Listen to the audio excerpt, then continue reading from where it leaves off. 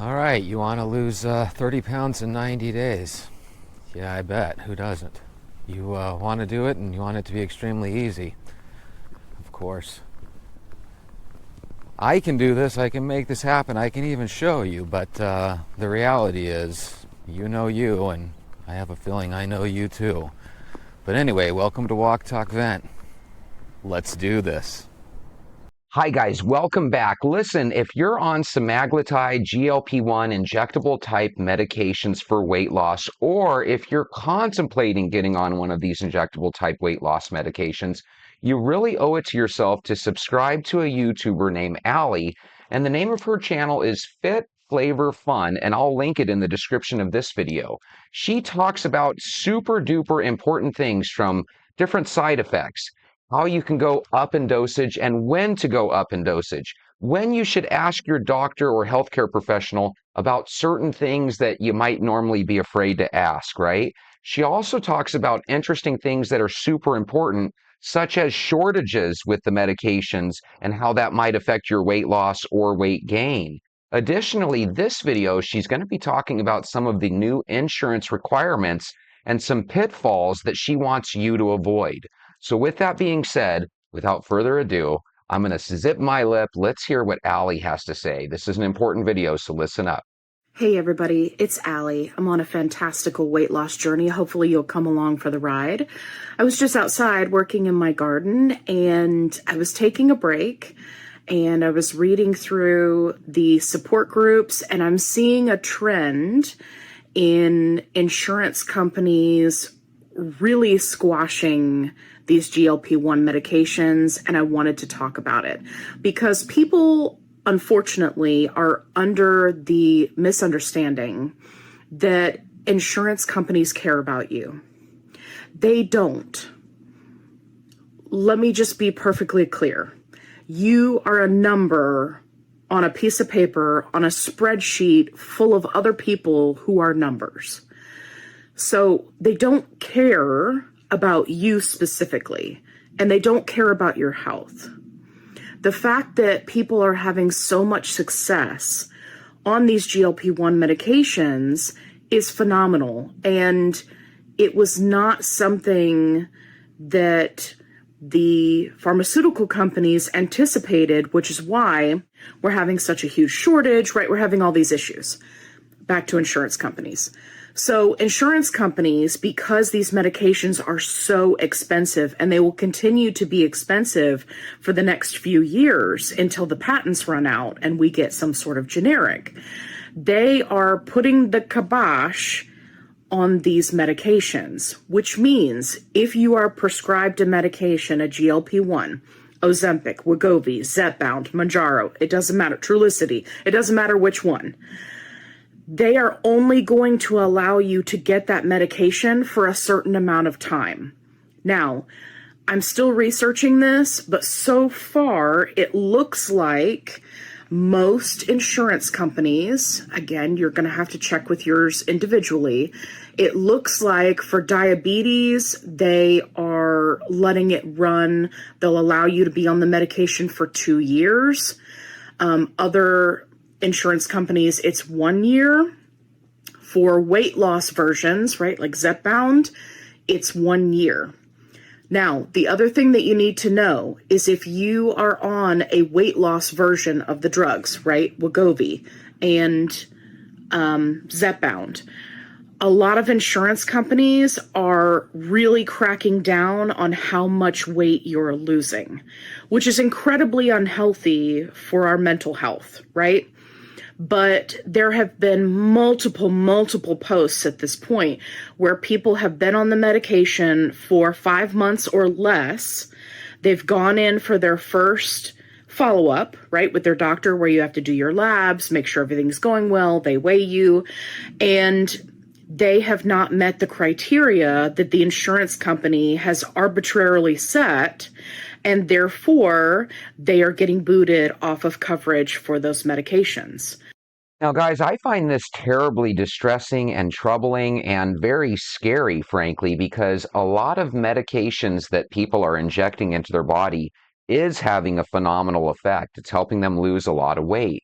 But if you listen to a lot of experts, they'll tell you that one of the downfalls or pitfalls with these medications is that almost immediately when you get off of these medications, you tend to gain the weight back.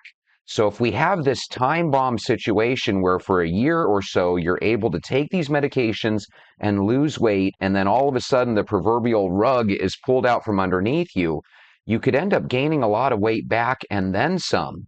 Additionally, I'm sure a lot of you guys have heard that with these medications, what they're finding is that a lot of times, yes, you're losing a lot of body weight, but it's not all good weight. It's not all fat. In some cases, it's a lot of muscle tissue, and that can actually have an aging effect on you. Additionally, in some of her latest videos, like in the last 10 days or so, Allie has talked a lot about shortages. So imagine all these pitfalls that can have it where you're losing weight one day, and then all of a sudden the next month you're having to pay exorbitant amounts out of pocket, or even gaining weight back because there's a shortage, or you've been booted off of the insurance coverage needed to pay for these super expensive medications. So again, whether you watch this video with me or not, I definitely think you should go to Fit Flavor Fun and visit Allie's channel and subscribe for all the latest updates, because there's one thing I can say about Allie: she keeps ahead of the game. And you need to have a plan. If you haven't already watched my video on compounding, please go watch that, because insurance companies do not want to pay for these medications. They just don't, flat out. They don't want to have to pay for it. They don't want to have to reimburse this last group when the savings card stopped working, and now people are submitting for reimbursement because they had to pay full price, and now they're having to issue checks to people. So it's problematic. And this is one of the areas in which, in my opinion, our healthcare system really fails us, because the insurance companies have entirely too much power over whether or not we have access to certain types of medications. If you think you're safe because you have a diabetic diagnosis, you are not. The great thing about Allie is a lot of times she's able to give you advice on how you can go get compounded situations. And I guess with the compounding, they can actually take some of the active ingredients in these medications and they can get it in your hands or in your injectables, right, for a cheaper price. But everything she says is so scary. That's why I want to reach out specifically to you men and women that are contemplating going on these medications. And here's my plea from me to you. I think we could potentially get you moving in the right direction without these medications, simply by joining us on daily walks, eliminating sugars from your diet, and drinking a lot of water. Keep in mind, one of these days you might be going through the fear of having to replace your medication out of pocket, cost-wise, on your own, because your insurance might not cover it. Because maybe you lose your job and you lose your insurance. Maybe there's a shortage and you literally can't get your medication. And whenever you're trying to jump from one medicine to another, there's always a host of other issues that you have to be aware of, like side effects, et cetera, et cetera. If you're contemplating doing these medicines, but something in your gut is telling you to delay, don't delay joining our walking group right away. A lot of us are losing weight, and it only takes a handful of months. If you think you're safe because you have a lot of weight to lose and you are, you meet all the criteria and you've gotten on Zepbound, you are not safe. It does not matter if it's for a heart issue, sleep apnea, weight loss, diabetes. It doesn't matter. These insurance companies do not want to have to pay long term for this medication. So what does this mean for you? You need to have a plan, because the majority of the people that I have seen and through my research found who have had long-term success, specifically with the weight loss portion and keeping their A1C low, they have been on a maintenance dose for 6 months to a year before getting off of the medication. So you need to have a plan in place for if the insurance company drops you. Likewise, if your doctor is looking into options for maintenance, currently the only GLP-1 that's on the market that I have seen, and again, I've only just started researching this, the only one that I've seen that's approved for maintenance is Wegovy. If you are on these medications for weight loss, you need to take it seriously. These insurance companies are not just going to be shelling out money forever. So if you're one of those people who's not tracking your calories, you're not exercising, you're not doing anything, and you're just like, oh, I have appetite suppression, I'm going to be fine, I'm just going to lose weight and eat whatever I want in smaller quantities and blah, blah, blah. And you've heard me talk about those people before. If you are one of those people, you need to be ready for the rug to be pulled out from underneath you, because if you are not reaching these arbitrary goals that the insurance companies have set that they may not make you aware of, and you don't reach those weight loss goals, you'll be getting a letter in the mail saying, hey, you didn't reach this amount of weight loss while on this medication, so we're booting you and you can no longer get it. So check this out. If what she's saying is true, if you actually don't lose enough weight, right, because maybe you're not checking your diet, you're just hoping that the medicine does all the work for you, the insurance companies can boot you. But I'd be willing to predict that the other side of that is true as well. If you end up losing X amount of weight, the insurance companies will probably say, hey, you've hit this imaginary target that we've placed. You no longer need the medication. One of the things that Allie just said that doesn't really make sense to me, but if you're on these medications, maybe you can explain to me in the comments. I always was under the impression that Wegovy was the stronger version for weight loss. So when you say maintenance dose, I'm thinking smaller doses, but apparently that's not the case. But either way, if you know anything about that, let me know in the comments. I need for people to understand that. And I'm not saying this to scare you. I'm saying this because doctors are not telling this to people. No one is going to tell you until it happens. I'm telling you. I've been seeing the upward trend over the last few months, and we are going to continue to see it. And the more and more people that get on it, the stricter they are going to be. So you need to figure out what your insurance company requires of you. And unfortunately, you need to make those goals a priority. Again, please take a look at Allie's channel. It's called Fit Flavor Fun. I will be putting it in our description here so you can easily click and go visit her and subscribe. She tells you the real story. She tells you how it is. I wish nobody was on these medications, but at the same time, a lot of people do actually need the medicines. If I were on the medication, the first thing I would do is subscribe to Allie's channel. So with that being said, if you're contemplating going on the medicine, but you're not ready to, and you want to try one last push on your own, go grab your shoes. Let's go for a walk.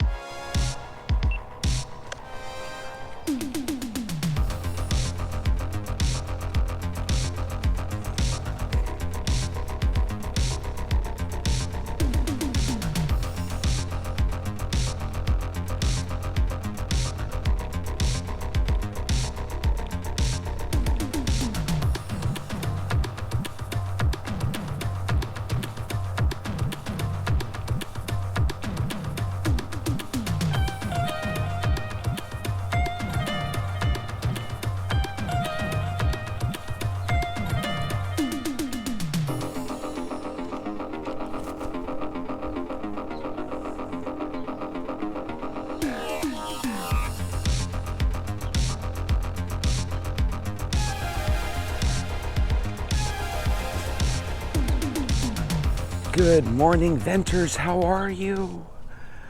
Hey, I don't know if you guys heard, but Sheila told me, Jesse, I'm in on the 7:30 club. So we've got like 8 or 9 members of the 7:30 club. And if I forgot to put your name on the list from the previous night, I apologize. But the point is, many of our teammates are totally willing to join us at 7:30.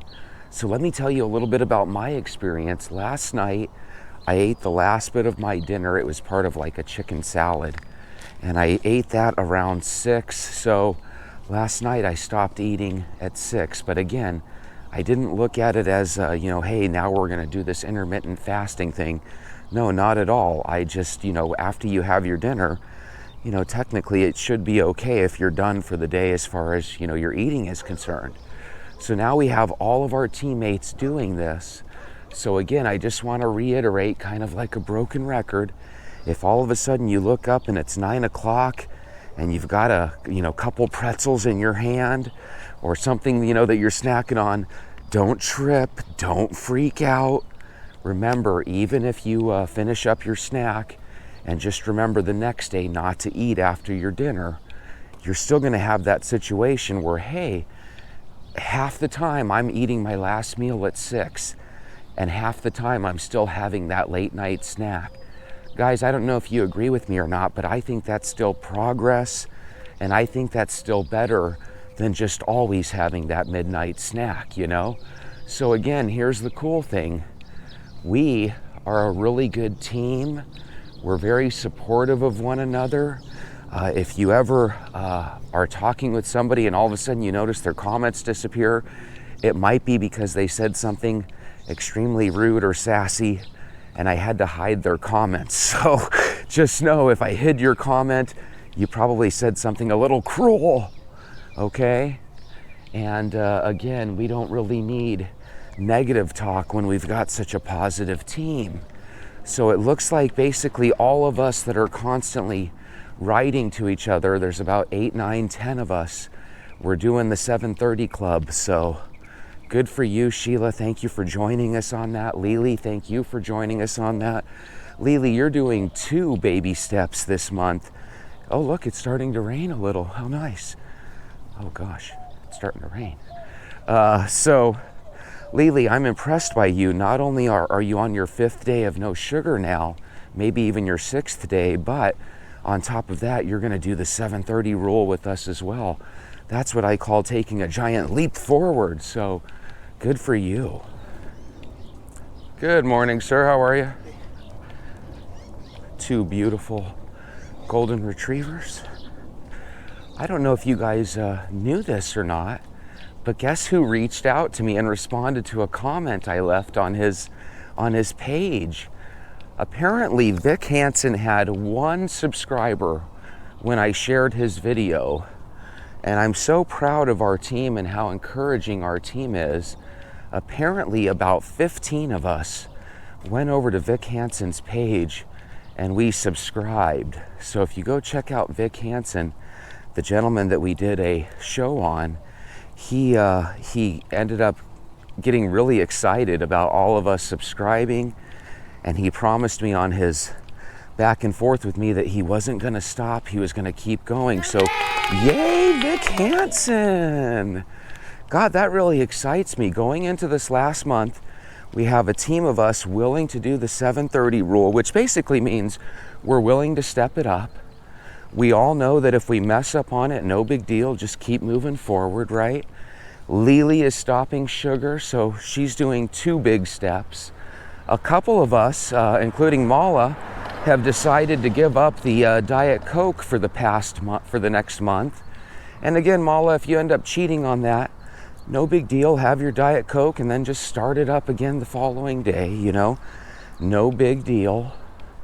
But the Vic Hansen thing really excites me, guys, because if we're able to reach out to YouTubers that are contemplating quitting, and if we're able to give them a little brief boost of energy, God, we might just make Vic Hansen succeed at this weight loss thing after all. And if you don't remember who Vic Hansen is, YouTube VIKHANSEN, and I'm sure you'll remember him pretty quickly. But anyway, guys, I just got the feeling that he needed a little boost of, excitement to his game, so to speak, and our team provided that boost. So yay, Venters! What a great job. We're motivating not only each other, but we're motivating other people around YouTube as well. If you see any YouTubers that are, where they have very low subscriber counts and very low views on their numbers, but you happen to watch one of their videos and you think that it might be one that we should share with the group, let me know. I really like finding the smaller YouTubers to see if we can get some eyes on their video. And I also like the really old YouTubers that kind of look like they quit. because sometimes they just never really, got the momentum and never really got going, And sometimes that's all we need in life, right? Sometimes we need just a couple of things to go our way. It's really trippy when it doesn't look super rainy outside, yet it's raining. That doesn't really happen in Arizona too much. I know in certain states they'll have sun showers, where it's literally sunny out, but yet it's still got a couple drops of rain that are coming down. Even though I have some gray clouds, I almost feel like it's one of those days where we got a sun shower going here. And it feels really pleasant. It's almost like a gift from the Lord where He made my day 10 degrees cooler. It feels wonderful out here with these little tiny drops of rain.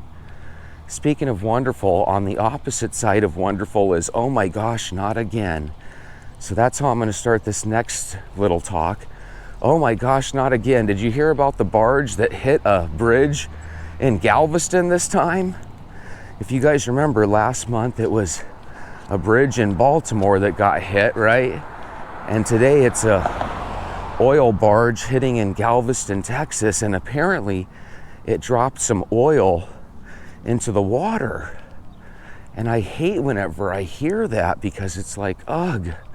Seems to me like if you're fishing in that water, or if there's any type of wildlife in that water, which I'm sure there is, it's like, oh my goodness, you're gonna ruin the ecosystem there. And I'm not against oil, if anything, I'm probably a little anti-electric car, because the electric cars all seem expensive and they all have batteries that are kind of suspect, right? Have you ever seen when the electric car batteries catch fire? It takes like a whole fire crew, like a whole hour just to get the fire out. Something about that seems a little scary. I don't know about you, but could you imagine in the future if there was ever a huge accident on the freeway involving a couple of electric cars, and all of a sudden you've got like multiple cars on fire, and apparently it burns hotter than just your average firewood. And apparently firefighters have a hard time getting those fires out. But I guess the reason I say that is because whenever there's an oil spill, you inevitably have people saying, we need to get rid of big oil. But I disagree. I think there's just too many people around the world driving vehicles for us all to have electric cars. Electric cars are kind of like veganism. It's great as long as there's a minority of us, that own the electric cars, or a minority of us that are vegans. But my God, if everybody in the world all of a sudden became vegetarian, holy moly, that would just change the makeup of the world, and not necessarily in a positive way. The reason vegetarianism and veganism and the electric car work is because only a certain percentage of people, are in that, are using those cars, are eating as a vegetarian. God, I would imagine the whole country would have to convert over to farms if we all became vegetarian. And if I'm naive on that, and if you're into vegetables and stuff and you know a different story, share it in the comments. Maybe I'll look it up and we'll talk about it sometime. I also wanted to let you guys know, I don't know if you guys remember from the first couple weeks of my show, but I was really against people doing Ozempic and Mounjaro and Wegovy, not because people need it, because certain people do need those GLP-1 drugs and semaglutide type of compounds. But the reason I was against it was because I think a lot of times people jump into those drugs a little too soon. And now, I don't know if you guys have heard, but especially about a week and a half, 2 weeks ago, a lot of people were scrambling, trying to get Mounjaro or Wegovy, and some of them were switching prescriptions because apparently there's been shortages. And whenever there's shortages on a drug, I always wonder if they're artificially shorting the market, because think about this. If there's a shortage and the demand goes up, what happens to the price? That's right, the price goes through the roof. And a lot of times, oil people, You know, like a lot of times when we ask Saudi Arabia, you know, hey, can you release more oil? A lot of times they'll say no, and it ends up affecting the price of gasoline and oil around the world, you know? And why would this GLP and semaglutide compounds, why would that be any different? You know, whenever there's shortages, what that tells me is, oh my God, the price is gonna go up. And any type of drug where you're always in danger of your insurance no longer covering it, or you're always in danger of losing your job and not being able to afford it, that sounds to me like the drug dealer has something over your head, right? You would hate to get addicted to a drug and before you know it, you're a slave to your dealer's, you know, wants financially. Well, I can't help but feel that that's the problem with these weight loss drugs. So again, if you're on these weight loss drugs and you still like walking with us, please, by all means, don't stop. Keep walking with us. But if you're in that little range of life where you're contemplating going on these drugs, try joining, you know, the Venters here for a 90-day period. Let's see if we can get you to where you're a little bit healthier. And maybe if we can get you to lose 20 or 30 pounds, maybe we can get you to the point where you don't feel like you need to go on those drugs, because I think everybody can agree that if you can somehow find a way to lose weight without those drugs, it's for the best.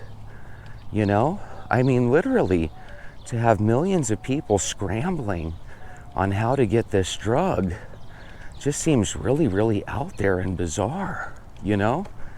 And I don't know if it's too good if we grow up in a world, because think about it, let's say you're born right now. Guys, you're gonna be growing up in a world where you think it's completely normal for people to have to take injections to keep their weight under control, you know?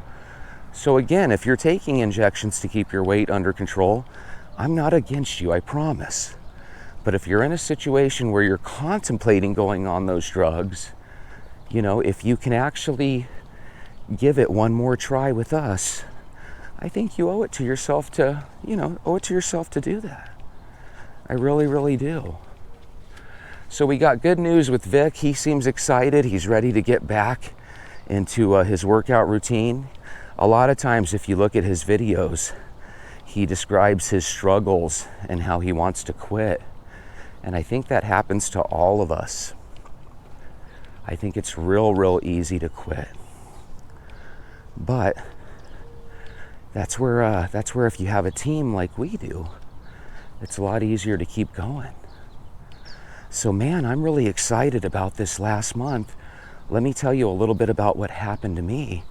Last night when I stopped eating at 6, I am slowly but surely getting to the point where I'm not necessarily craving that late night snack. The first day or two that I did it, I still found myself looking around for something to snack on.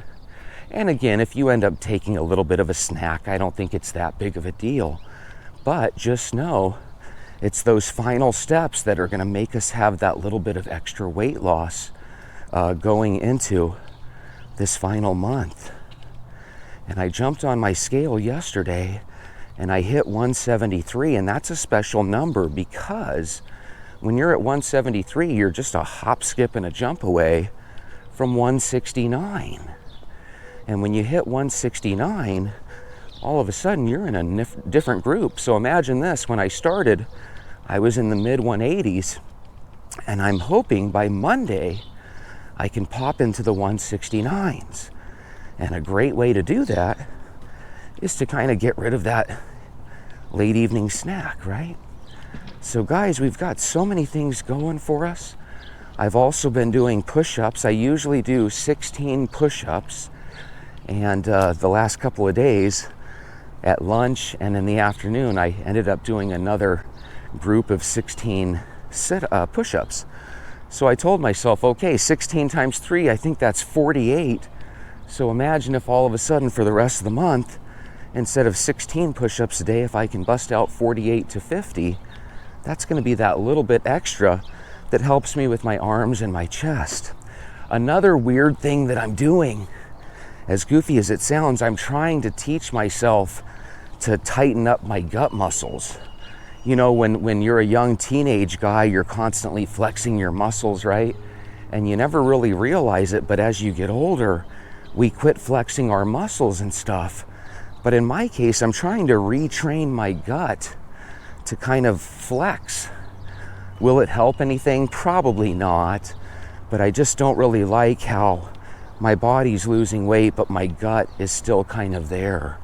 When I grab my fat, and maybe you guys can try this too, grab your love handles and stuff. If you feel like it's less of a handful, that's gotta be a good sign, right? So we have a lot of people whose clothes are starting to feel loose. Keep going, your clothes are gonna feel even looser, you know? Or more loose, I guess is the way you'd say it. We've got different people that we're motivating. I've got you guys now looking out for different older videos and different smaller YouTubers that are having trouble with their weight. Let me know about them. We'll share their story on the show, and maybe we can get a handful of us to go and subscribe to their channel and give them a little boost that they need. I think sometimes that's all we need in life, is to know that somebody is looking out for us, you know? And even if you don't really believe in angels and stuff, we could still serve as angels for these fellow YouTubers and get them a little excited about losing weight again. It's just easier when you know somebody's rooting for you.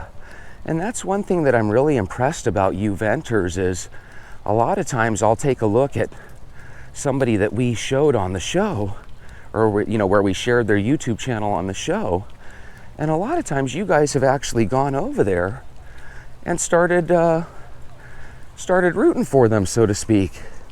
So that, okay, so the rain kind of slowed down a little bit. So back to my day, guys. So last night I had my final meal at 6.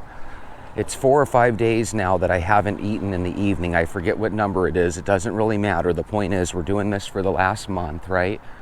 Woke up this morning thinking over the last couple days that maybe I would wake up and feel hunger pains ready to eat in the morning. But despite not having that late night snack, guys, here I am, 7:15-ish, 7:30 in the morning, Arizona time, and still no hunger pangs. So what I'm gonna do is what I've been doing, which is go inside, prepare a bowl of oatmeal, but only once I'm hungry for it. So when I go inside, I'm not gonna eat right away, and I urge you guys to do the same thing. If not eating your late night snack creates a situation where you're starving in the morning, just eat, even if it's before your walk, okay? But keep in mind, let's baby step that. Let's keep doing what we're doing.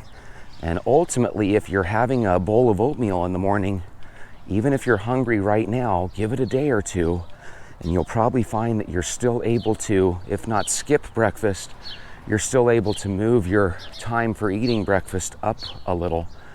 And maybe you can eliminate your brunch or your after lunch snack. Maybe you can eliminate one of the snacks during the day. So again, these little things, if you try doing them right away from day one, they just make your life miserable, right? But if you've already been walking and you've already increased your walk by 15 or 20 minutes, you're good there, right? If you're already drinking a lot of water, but now you're eliminating some of those sodas like Mala and Lily, you're good there, okay? The only thing left is to see if we can get rid of a couple snacks. Because I firmly believe as human beings, we should eat breakfast, lunch, and dinner, okay? It's okay to skip breakfast if you're not hungry. But if you are hungry, it's probably not good to skip it, you know? Just have something. The main thing is, if you can eat something good, that's great. The last handful of sandwiches that I've had have been with more of a multi-grain bread. So even when we watch videos of people, I'm trying to use some of the things that they do, you know? Will I do the egg diet the last week of the 90 days? I don't think so. I'm not against it, but I think that's a little faddish. I don't necessarily want to go the route of a fad diet, right? But at the same time, if you've got a specific goal and you're only 6 or 7 pounds away, and you want to do the sardine challenge or the egg challenge or the apple challenge, I say go for it. But I'm hoping I don't have to go that route. So I'm not hungry now. I'm eating less and less. I'm doing more and more push-ups. And that's one of the things I'd like to know about you guys in the comments. If you decided not to eat after 7:30, have any of you guys found yourself cheating accidentally? Because I don't think we purposely say, I need a snack. I think sometimes we just find that snacks are in our hand and we're chewing on them, right? So if you're having any troubles with the 7:30 club, let us know. You're probably not the only one, you know? And again, if you find that you're eating not because you're hungry, but because you just put your hand into a bag of chips or a bag of pretzels or whatever the snack might be, let us know.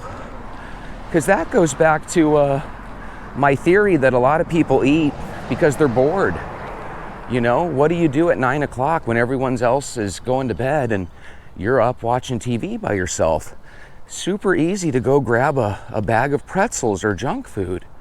But if we can get that out of our system, heck, that might even help us sleep better, you know? Remember, weightlifters gain weight in their sleep, and dieters lose weight in their sleep. By the way, I heard, you know the way that fat exits your body? This is real trippy. You don't poop it out. You don't sweat it out. You breathe it out. Is that crazy or what? Now that's what I heard on YouTube, so it could be wrong, but I'll look into it a little bit more. But could you imagine every time you exhale, you're potentially exhaling a little bit of the fat that's surrounding your gut or your hips or your body? I find that super interesting. And again, sorry for all the cuts, but it's raining, so sometimes I have to save the camera. But again, if you guys could check out Vic Hansen. If you haven't joined the 7:30 club yet and you want to, it's basically just a club where we've decided not to eat after 7:30 in the evening. And then if you're starting to push your breakfast up a little bit, let us know about every little step that you're doing. Some people like to tell us the food that they're preparing, and that gives other people in the group ideas. Good morning. And, you know, guys, all those things make things a little bit easier for everybody, because sometimes people are at a loss.